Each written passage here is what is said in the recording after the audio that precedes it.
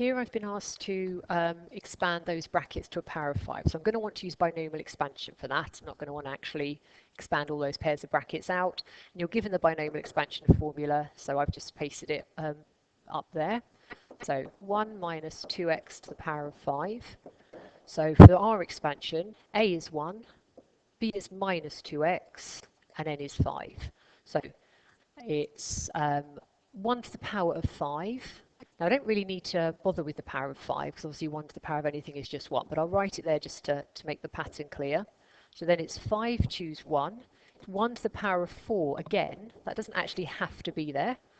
I wouldn't normally put it there, but I'll just write it in so we can see the complete formula.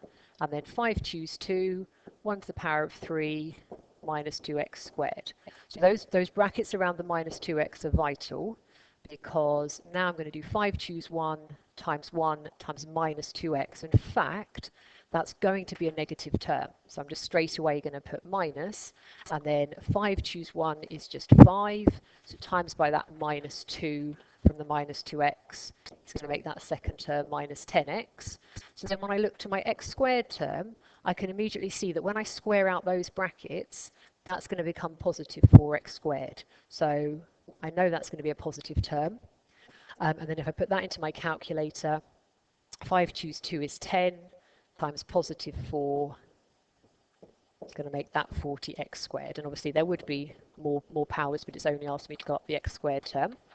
So that was part A.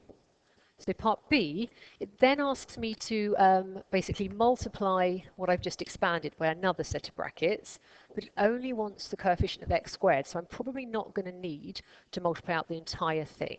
So it's 3 minus 4x minus x squared multiplied by, well, what I've just expanded. And I can assume that there's no need to go beyond the x squared term, okay, because they only want the coefficient of x squared.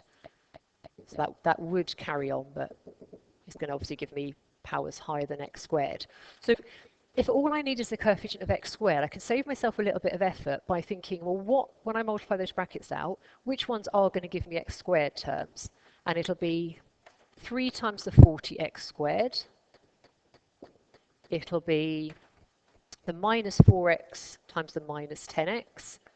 So that's going to give me plus 40x squared. It will be the minus x squared times the 1.